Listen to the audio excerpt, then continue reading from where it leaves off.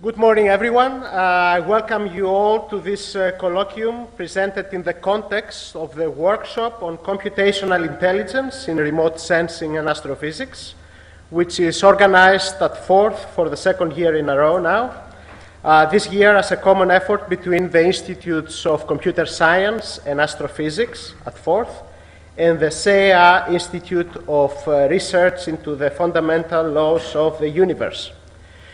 Today's keynote speaker is Jean-Luc Starck, also known as Lukas Starkopoulos, since his love for Greece and Crete in particular compares only with his passion for astrophysics. Jean-Luc Starck is Director of Research at the Commissariat à l'Énergie Atomique, CEA Saclay, France. He obtained his PhD from Nice Observatory and his habilitation from Université Paris 11e. At CEA, he is the leader of the Cosmostat Lab, an interdisciplinary research group working at the research interface between astrophysics, cosmology, and statistics. He has been a frequent visitor of several institutions, preferably located in places with a higher sunshine duration than the Saclay Plateau, including the European Southern Observatory, UCLA, Stanford, the Flatiron Institute, and Forth. Jean-Luc is a fellow of the International Astrostatistics Association. He has received the 2011 Hertz Prize of the French Academy of Science, as well as the 2018 Gruber Prize in Cosmology as a member of the ESA Planck team. Over the last 10 years, he has been involved as co-PI or PI in the management of 8 million euros in competitive research funding from French, European, and international sources, including an advanced ERC. Jean-Luc has published over 350 papers in astrophysics, cosmology, signal processing, and applied mathematics, which have received a modest 43,000 plus citations. He's also an author of 3 books. Currently, he is mainly interested in various aspects of cosmology, and he is heavily involved in the Euclid space mission of ESA, which will be launched in 2022. Today's talk will focus on the disruptive mathematical framework of compressed sensing and how this can be of use in important fields such as cosmology or magnetic resonance imaging. So Jean-Luc, the floor is yours.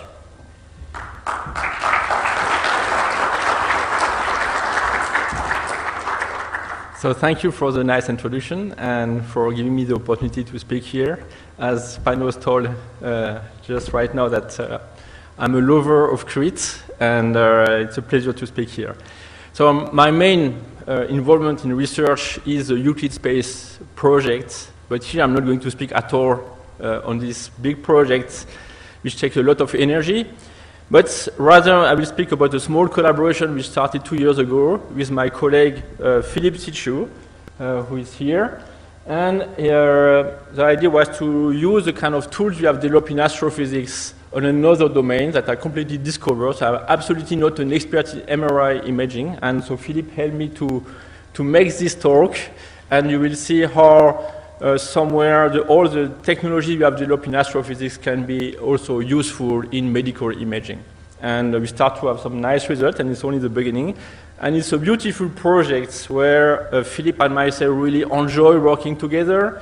There is no European grant. It's just a pleasure to be working together with students, and it's a beautiful project that we want to push. So that was the introduction on this project.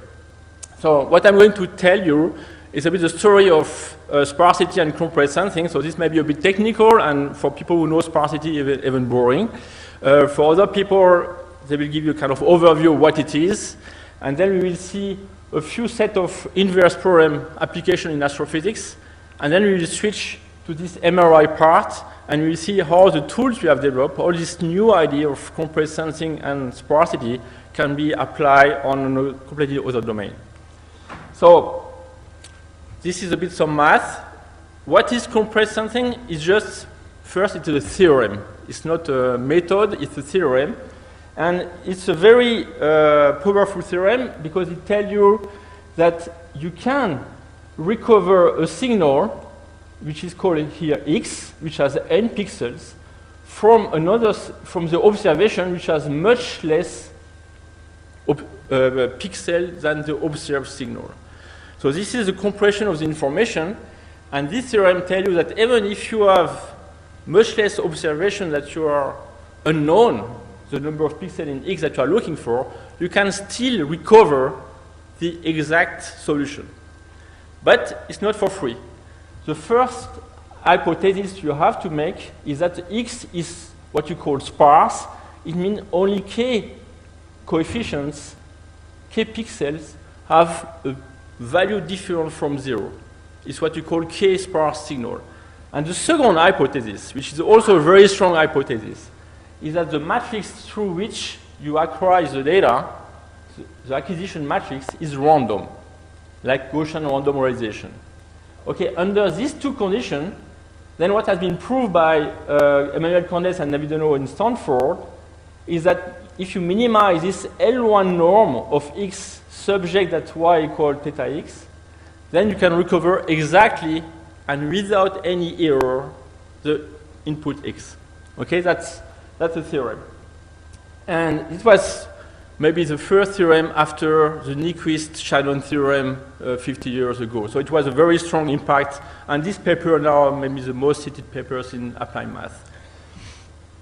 So now the problem in practice, if you want to do application, is your acquisition matrix is almost never random, right? It's a telescope or a camera, but the matrix through which you acquire the data is not random. And the second problem is the signal is also never k-sparse. So in practice, the theorem almost never applies. But you can still have some idea of what you can do. So as I told you, the matrix is not random, but sometimes you may have a matrix which looks like randomization.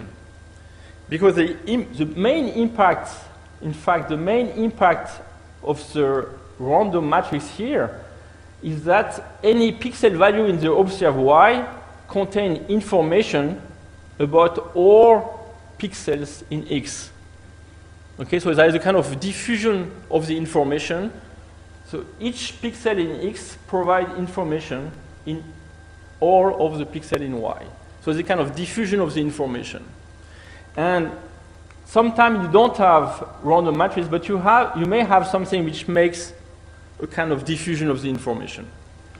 X may not be sparse, but what you can have is what you call a sparse modeling, where you represent your data that you are looking for X into a space, representation space. It can be the Fourier space, it can be wavelet space, it can be another space. And in this space, what you expect is the signal to be sparse. It means that if you sort the coefficient from the largest to the smallest one, then you have a fast decay of the coefficients. And this is what you call what I will call the compressed sensing spirit. We don't have a real theorem applying here, but what you have is a sparse modeling of the signal. So the signal is sparse in a given space, and we have a matrix somewhere which diffuses the information, even if it's not completely random.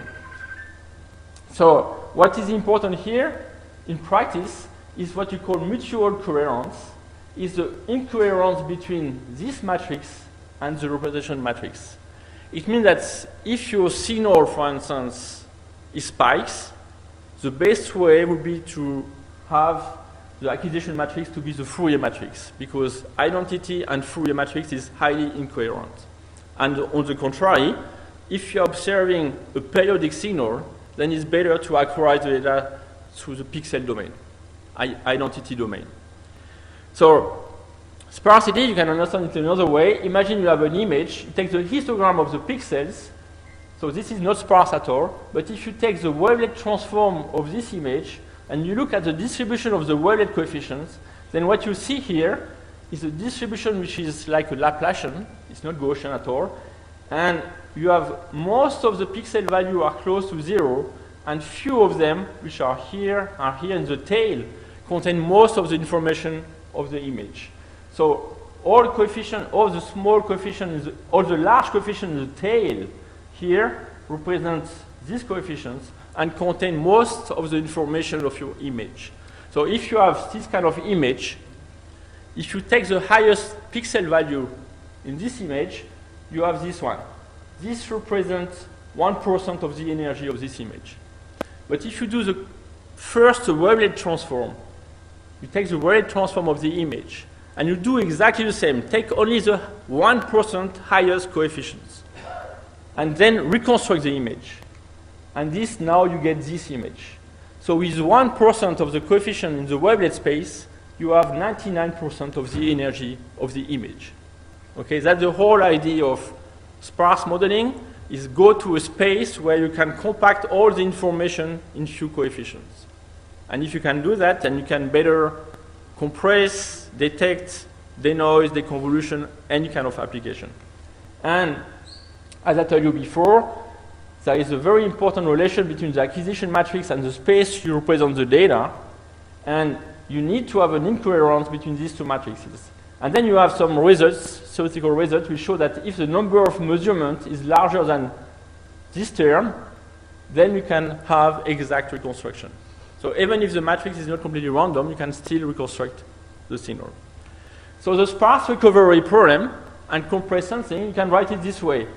You have an inverse, oops, sorry, I was too fast. You have an inverse problem, y equal hx. X is your unknown, and y is the data, n is some noise. So typically when you have this kind of ill-posed inverse problem, you add a constraint on your solution x. And here the constraint will be that you said your x is sparse in a given space. So x equals phi alpha, and now your unknown is alpha. So in your equation, you minimize over alpha, and then you replace x by phi alpha, and this is the equation you have to solve. And then you have this constraint on your alpha coefficient, which is a sparse constraint. So you have many things that you can have to fix. First, what is the acquisition matrix? Sometimes it's given by the instrument, sometimes you can play with it. What is your representation space? What is the regression parameters? What is the norm that you are going to use? And finally, how you are going to optimize this equation. And that's all the ingredients of sparse modeling. So now, acquisition matrix. I will start with this H, which is here. Okay. So, example of acquisition matrix in application in astrophysics. So in gamma ray instruments, you cannot focalize the photons. What astrophysicists are doing for years and years, they are diffusing the photons. And diffusing means that on your telescope you put something which is called a coded mask at the entrance of the telescope. So instead of focalizing the photons, the information is completely diffused on the detector. And this is a true image from the sky through the integral instrument that is flying actually. And that's a coded mask which is here. So this is a pure example where we have already compressed sensing data through something which is diffusing the information. But can we do better? And this is exactly what my colleagues at Saclay, etc. Are working on. They are building a new generation of gamma ray instruments, and it's a Chinese-French instrument. And in this one, they are designing a coding mask which try to be the most random they can. So they use this idea of compressed sensing to design a new instrument which will be better adapted to this compressed sensing theory. So that's the case where you can play with the acquisition matrix. Another example is radio interferometry. Radio interferometry is a way to observe the data in the radio wavelength, and each pair of telescopes, of antenna, provide you one point in the Fourier domain. So at the end, after several hours of observation, you have a coverage in Fourier space which looks like that. And you have arcs, circle arcs, because the Earth is rotating. So each point in Fourier space will give another position and due to the rotation of the Earth. So here, again, it can be related to compressed sensing, because if you observe a star or a compact galaxy in direct space, then in Fourier space it's spread out everywhere. So the Fourier transform is like a randomization of the information, which is very localized in direct space. So you can see the Fourier transform operator as a compressed sensing operator, if your data are localized. So sometimes the universe itself can be seen as a compressed sensing acquisition matrix. So we have seen before a talk about lensing. So if you observe faraway galaxies, and the light, the photons coming from this galaxy are the path is blended to the mass in the universe. And this mass in the universe acts like a randomization of the information, because if you are looking along a line of sight, each mass provides a kind of projection of the information, and you can see this as a compressed sensing equation to solve. There will be a talk this afternoon by Austin, and he will give you all the details about relensing and how we can reconstruct images. But what happens in practice is you can have a lensing efficiency matrix for the acquisition of data, and you can assume your data to be sparse in the wavelet domain. And then you have a kind of sparse recovery problem to solve, and minimizing this kind of equation, you can have very beautiful results. So that was the kind of case where you can have different H matrix. Sometimes you can play with the instrument, sometimes the universe is providing the data as they are. But what you can always play is the representation space.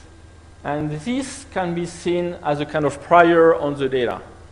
If you know that you are looking periodic signal, for instance, if you are observing variable stars, then Fourier space will be the best representation space, because you will compact everything in few Fourier coefficients. So more generally, you have an idea of the physics of your problem, and you know, or you can determine in which space you better represent the information. So in astrophysics, wavelets are very often very good, but there are many other spaces. If you have a lot of edges or filaments, curvelet space is quite good. You can also learn the space using dictionary learning techniques or machine learning. I will come later to machine learning. But the idea here is, if you use transform like DCT, wavelets, or curvelets, you can have a fast transform and fast reconstruction, and it's really helpful. And you can, and more recently, you have also all these techniques of deep learning coming up, and this also will impact the way to process the data in the future. So now we have seen acquisition matrix, data representation, and now we have the regulation parameters. So here, how do you fix these parameters? So what we found as well in astrophysics is one parameter here was not good enough to really address all the problems. So we changed this by adding a set of parameters, for instance, each one per wavelet band of the wavelet transform. And doing this, we found a way to fix automatically all these lambda parameters from a noise modeling of the instruments.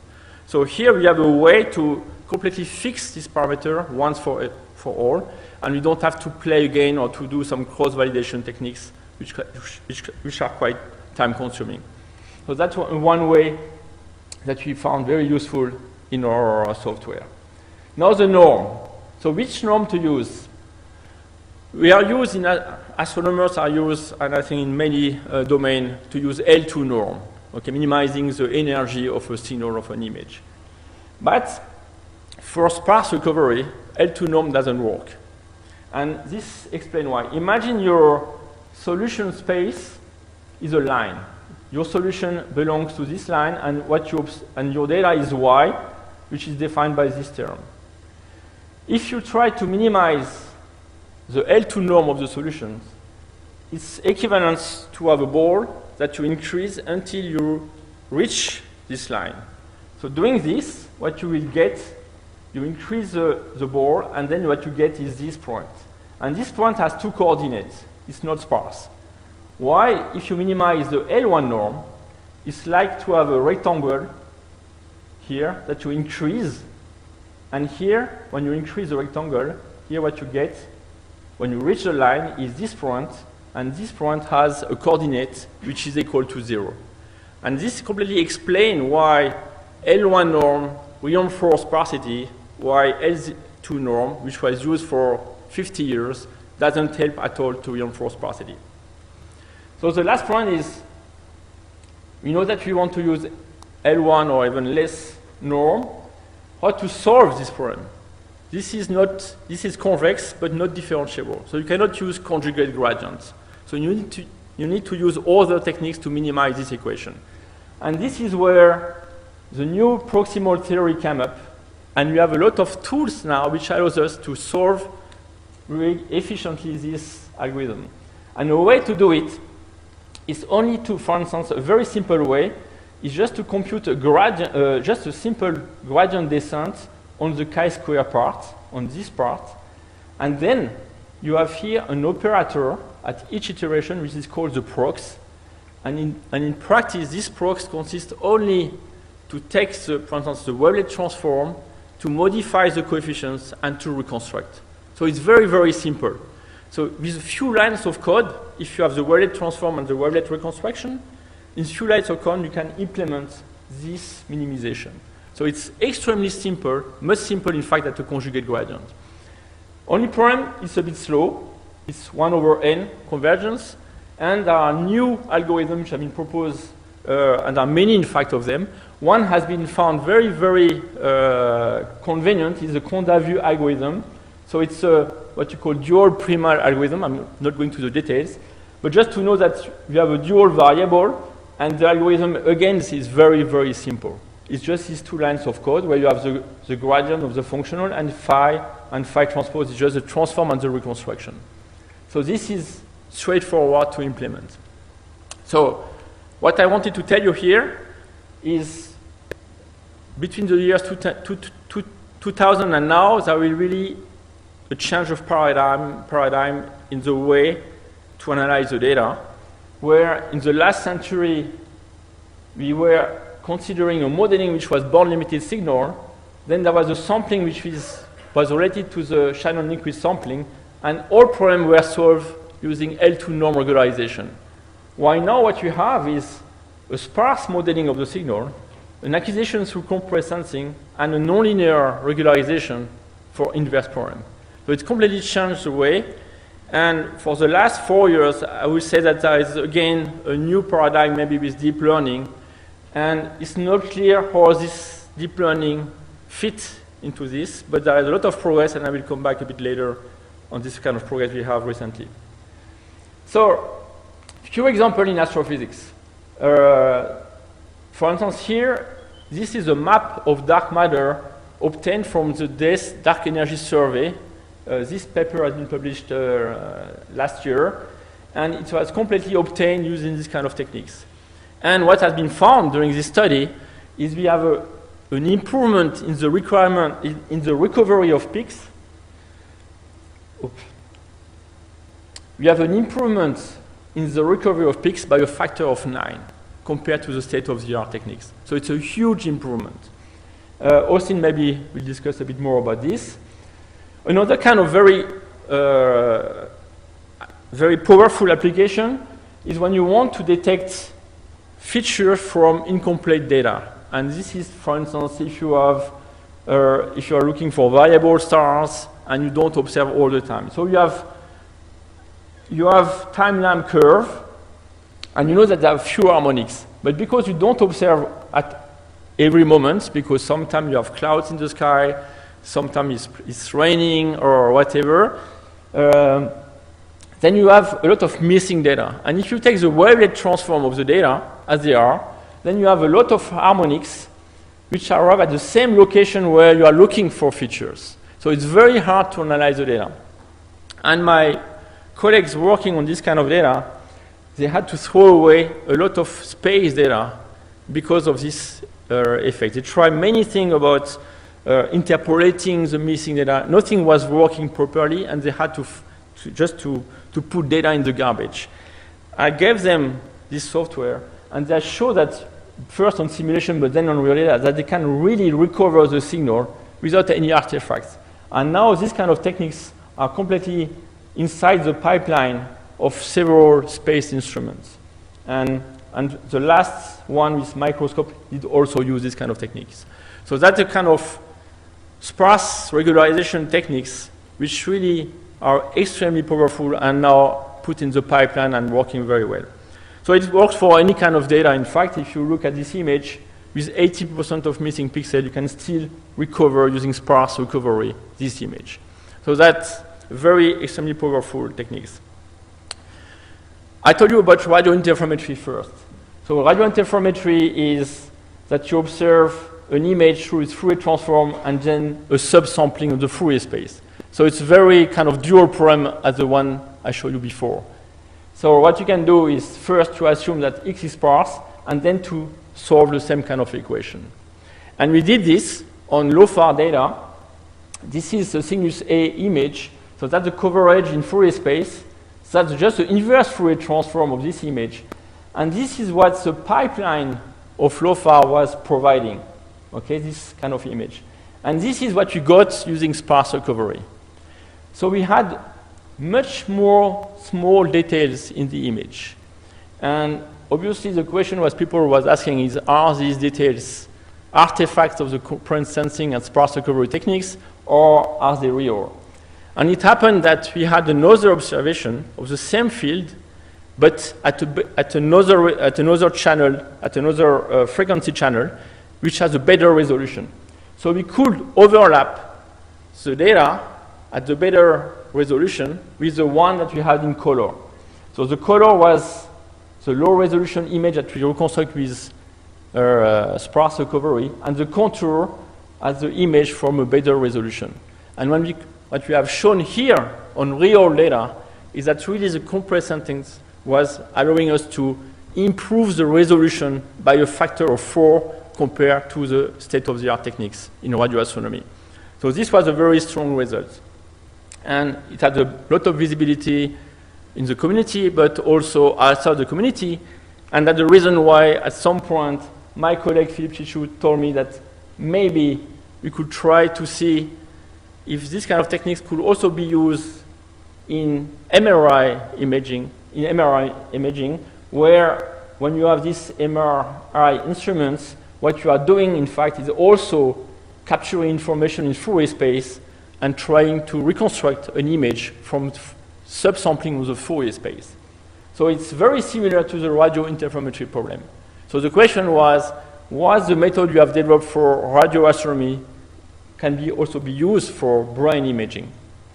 And my colleague Philippe Sichou is working at the Neurospin instruments, and Neurospin is building the biggest magnet for brain imaging, and the goal is to achieve 11.7 Tesla, and it has already achieved 10.5 Tesla last 4th of July. So this magnet is going up and up, in more and more powerful, and the goal is to achieve a very high resolution on the brain in order to better understand how it works, and also the disease like Parkinson or this kind of thing. So the joint work was with Philippe team, which are all people coming from the life science, and my team working more on cosmology and image processing. And we have tried to build a joint software that could be used both for radio astrophysics and MRI imaging. So for us, it was very interesting as well to have a bigger team and to join the effort, because we want to be at some point ready to process SKA image. SKA image is a future big project in radio astronomy. It will provide a huge amount of data. So its acquisition will be something like few terabytes per second and 1 petabyte per day in the archive. And SKA will provide image up to 50,000 per 50,000 pixels with 65,000 channels.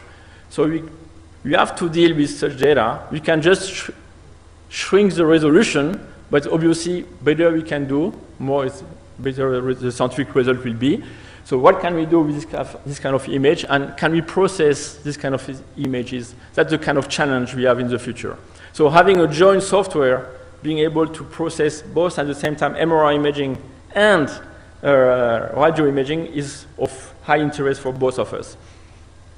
So MRI imaging, if you go to chi-space, and if you want to fully coverage your Fourier space to get a nice image, it will take a lot of time. And typically here, 50 minutes to get this kind of image. So this is not acceptable if you want to have a baby or a kid or a child or even an adult in the machine, in the machine, right? So you really want to accelerate and to speed up the acquisition. And that's the main challenge in MRI imaging, is accelerating the acquisition so it can be acquire the data very quickly. So that's the idea. So what can we do? So first there was all this work that Philippe was already doing in compressed sensing. So I will first describe what he did before we met, and this has nothing to do with this work on compressed sensing, but it's very interesting, and the idea is you can play with the acquisition matrix, as I told you before, but here is MRI imaging. You can do almost whatever you can, but with some constraint. So that's the point where you are going to acquire the data, and this point have to follow some rules, and these rules depend on the speed of when you change the position doing MRI acquisition, and the acceleration, so the way that you acquire the data. So these are the two constraints where you have to consider when you design a path to acquire the data. So what is done in practice, people are acquiring the data in Fourier space either by doing line in Fourier space or zigzag, or they make some radial acquisition, so they get just line going through the zero frequency in Fourier space, or more recently, some people are doing spiral acquisition. So you go from one point to the other through a spiral, and then you get all these Fourier coefficients at the end. But in all the cases, you never get all the points if you want to speed up the acquisition. So you have a subsampling of Fourier space. So people have tried to also use compressed sensing, and Philippe Chichou did the work trying to say, how can we try to have the random acquisition or the most random acquisition, but following the constraint. And what he did is he solved an inverse problem where you give up first a beginning in input trajectory. It can be the spiral or the radial one. And you say, now you want something close to this trajectory, but the most random you can. And doing this, you have an attraction term, which is kind of data fidelity term to the input trajectory, and a repulsion term, where you try to get away from the trajectory. And doing this, you can solve it, and then what you get is such an input trajectory, and this is what you call the sparkling trajectory. So doing this, you cover differently the Fourier space, and you can see that you cover much better the Fourier space than if you have radial acquisition, and then you can have an acceleration very easily by a factor of 15. Okay, you have much less lines, and you can extend it in 3D, or you can do it by slice, by stack slice, or you can make a true 3D acquisition through the same kind of ideas. So that's a way to play with the compressed sensing theorem and to build an acquisition which is completely in the compressed sensing spirit. And so they can implement that in the magnet? Yeah, because they use the constraint, and they are implementing in the magnet. I will show you the results. They are implementing this in the magnet because they follow the constraint of the instrument, which is speed and acceleration.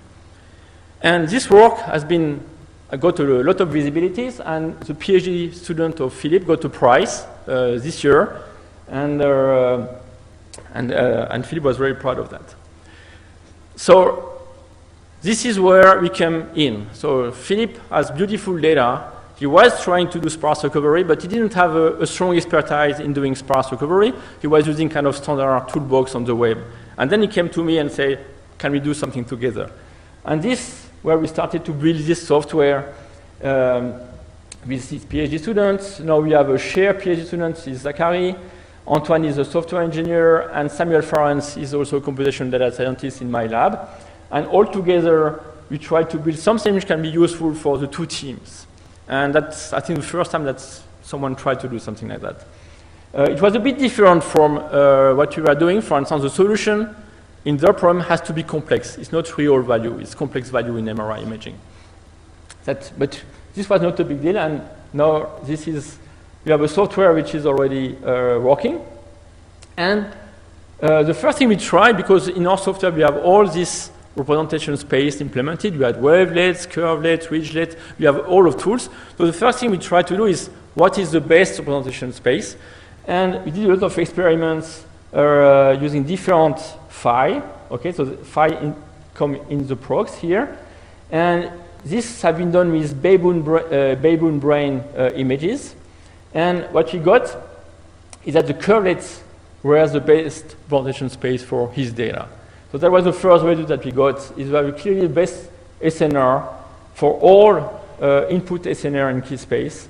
We get better reconstruction using curvelets. And what is curvelets? Curvelets is like directional wavelets. So curvelets is like this kind of objects which are directional, and we try to represent images with these kind of features. So that's the curvelets. It's like wavelets which are elongated. So you decompose an image into a set of coefficients using this kind of dictionary. And then you can reconstruct an image. It's exactly like the Fourier transform or the wavelet transform. You can make the curvelet transform, modify the coefficient, make an inverse curvelet transform. And this is what we are, and to give you an idea what you can do, that's an image, we take its curvelet transform, and we enhance the biggest coefficient. And just doing this, you get this image. It's like playing with a lookup table in Photoshop, right? But here it's just playing with the edges through the curvelet coefficients. Okay, so now going to the data. And that's the first result. What kind of acceleration you can have comparing radial to sparkling. And here is the first result that Philippe and Carol got using this PySap software. And clearly, the sparkling was much, much better reconstruction and less artifacts. That was the first result. And typically, compression factor of 8 was easy to get. And so they study the acceleration versus PSNR. And depending on the image size, you can have a kind of ABAC where you can say, for this quality, I can accelerate at this level. And this was working very well. So now on real data, that's in vivo human brain. And that's acceleration factors for different images. And again, if you look, so that's the sparkling approach, that's the radial acquisition, and that's the spiral acquisition, and that's the radial acquisition. And if you look at some feature in the brain like this one, then you clearly see that here you have a much better reconstruction using the sparkling approach.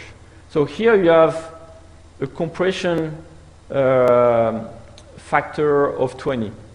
And it's not only one slice, it's several slices that they got, and they combine them, but you can accelerate by 20 and still have very high accuracy images using this sparkling technique and sparse recovery using curvelets. So now this is in 3D this time, and in 3D you cannot do you cannot have a reference image in 3D with the whole frequency coverage, because just it's impossible.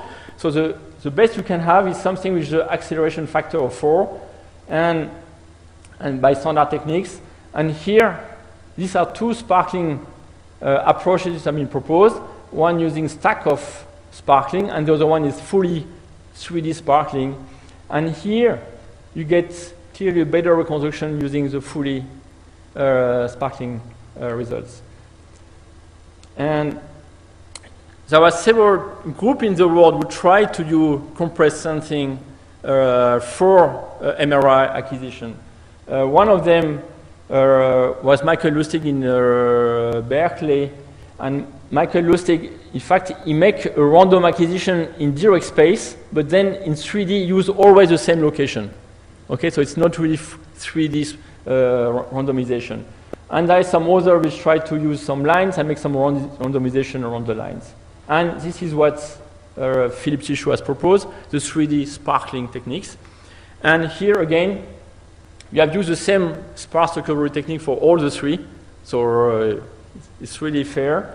And again, sparkly was obviously providing much better result than the others. And here in 3D, the acceleration factor is huge, it's more than 60.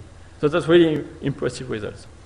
So I hope I've convinced you that you have beautiful results using sparse recovery and compressed sensing. It works for radio astrophysics, it works for MRI imaging, and it's the same software, the same tools. And here it's a workshop on machine learning. So where is the machine learning in my talk? So there was nothing here. So first, if you look at machine learning and MRI imaging, you can see that, oh, this is already done, right? 93. So what's next? Okay? And more important, who care about machine learning for MRI imaging? 38 citations, okay, more than 25 years later. So you could say that maybe this is over, machine learning is not working. But more recently, we have all this data, deep learning, new algorithm, computers which are much, much powerful, and optimization techniques like stochastic gradients for backpropagation. So it works much, much better than what was working before. So now we start to see comparison with deep learning for inverse theorem. And this one was in 2016. And here, with neural network, they got some kind of result which was very similar to what we get with the state-of-the-art in sparsity. So sparsity in PSNR, you have almost 38, and you are not far away. And this was 3 years ago. And now, and this is another paper last year, and you have similar results. So BM3D this time is a bit below.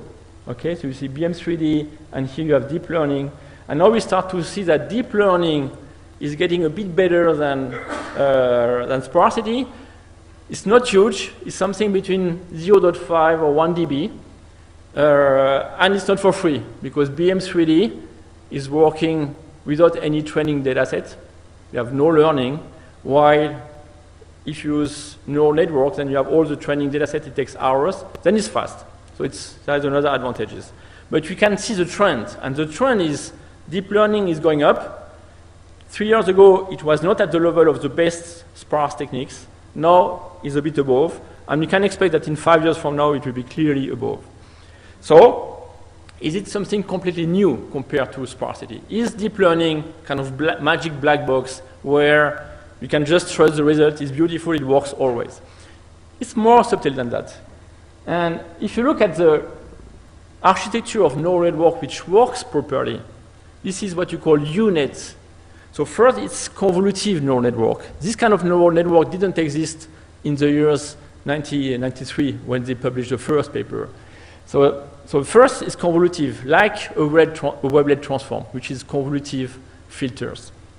The second connection is when you do UNet, you have a part which is decreasing the resolution and a part which is increasing the resolution. And then you have this, what you call a ResNet connection, where you have some connection at every scale. So this starts to look very, very similar to what we have in the sparse domain. You have a decomposition, shrinking the number of pixels, and then you have a reconstruction extending the pixel, and at each scale you have the wavelet coefficient coming to combine the information. So we start to see the similarities. In both cases, we have also the nonlinearities. In wavelets or curvelets, we have this modification of the coefficient I told you before. This is called, generally we call it thresholding. It's a nonlinear operation. In deep learning, it's called ReLU. And it's again a nonlinear operation putting to zero some coefficients. So we see that we have the same ingredients in both sparsity and deep learning. But with deep learning, we have additional stuff, like we use a database of information that we are not using, for instance, wavelets and so on. So from deep learning, we can use this database. We can learn the best filter to represent the data. So we learn this phi dictionary that I mentioned before. You can learn it from the database. Okay? And so you can start to see a kind of convergence between sparsity and deep learning. And this is the talk I saw last week by Yongshu Ye at this is I took it from the ISB conference, but I saw his talk last week. And in his talk, he used also wavelets inside his architecture. And why he was doing this? Because in the deep learning techniques, when you do this, what you call max pooling, which is shrinking the resolution and then updating the resolution when you go in the second part of the unit, it's not identity, the part of shrinking and reconstruction. So here, what he's doing here is proposing to apply wavelets at each level. Then you can use also wavelets to reconstruction. So the max pooling and the updating and the upsampling is done through wavelets. So we start to see more and more convergence between the most recent deep learning techniques, which now are better than sparsity, and the standard sparse techniques. So I'm quite confident that in the next year, we will see this convergence even improve, and also it will explain also why deep learning techniques are working so well. Because with sparse representation, we have a lot of theoretical results, convergence of algorithm, convergence towards the unique solution, proof of perfect reconstruction in case where you know to which class belongs the signal. We have a lot of theoretical results that don't exist anymore when you are working with deep learning. So I see now a clear similarity between the two. Deep learning also has the advantage to have software like TensorFlow, which use GPU. So we can have access to very advanced software for backpropagation that you don't have when people were doing sparsity, for instance. So on the computation point of view, it's also very interesting to go in this direction. So that my feeling is clear convergence path between the two, and certainly a lot of improvement in the future for deep learning. It's only the beginning. Conclusion of my talk is I hope I've convinced you that MRI and radio astronomy have clearly similarity patterns, and you can use the same tools for the two. So if the two community is joining the effort, then you can do much further. I would say maybe we need also the effort, the combination of people in electrical engineering for having faster code and optimization of the code. But clearly we can even improve what you have done. For MRI imaging, we have already shown now that we have fantastic results on real data at 7 Tesla. And this is a very good sign for the neurospin instrument that you are building up at CEA. And I hope that the software you are building will be at the heart of the reconstruction of the images in the future. Perspective for us is really to go further, 3D and even 4D data, and to test also more 3D sparse orientation, and also to improve using deep learning techniques. So we are working on that in my lab now, and clearly there are some improvement to be done. And finally, this software that you have developed is also of interest for other people at CEA for electronic microscopy and electron tomography. So it's not impossible that this software that have been designed only for MRI and radio astronomy could also be used by other communities in the future. Thank you.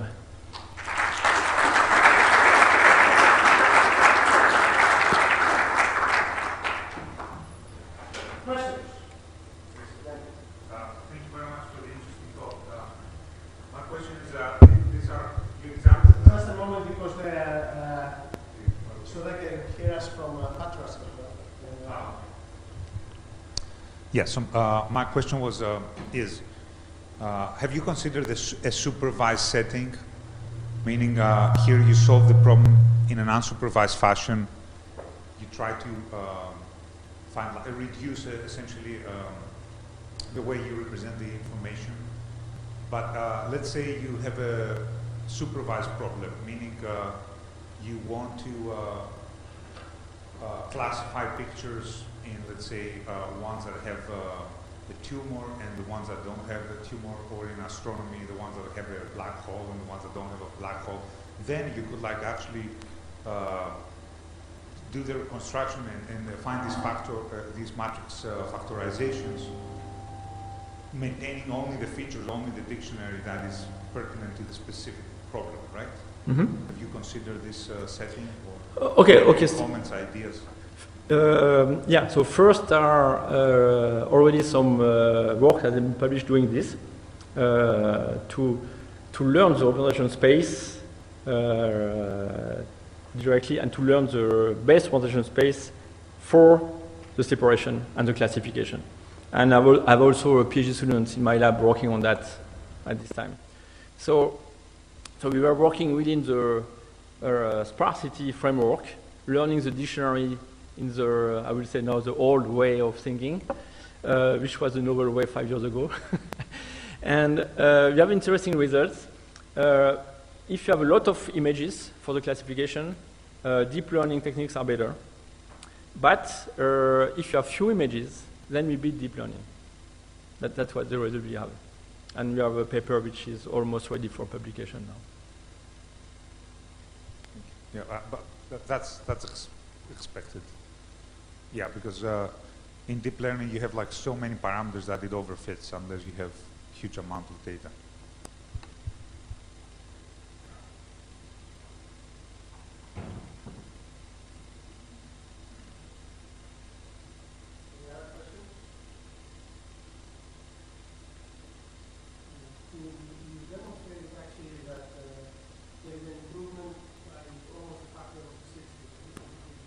Yeah. But that suggests that the way the data has to be acquired from the MRI needs to follow a specific pattern. Yeah. So if, since you've demonstrated that, would that suggest that the existing MRI machines cannot improve the quality of data that they... No, they can. They have to change the acquisition pattern. This is something that is controlled yeah. in the existing equipment. Yeah, yeah. You need to implement in the machine how to make the acquisition. And this is what Philippe Chichou is doing with standard instruments. The current machines are not obsolete. No. Sorry? Yeah, there is a there is a patent. Yeah, yeah. He has a patent on that. Yeah.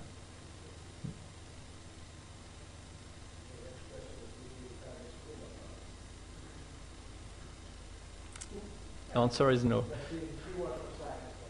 Any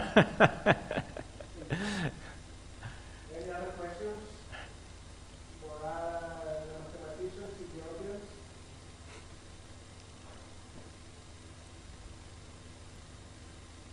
Okay, so thank you very much again, Jean-Luc.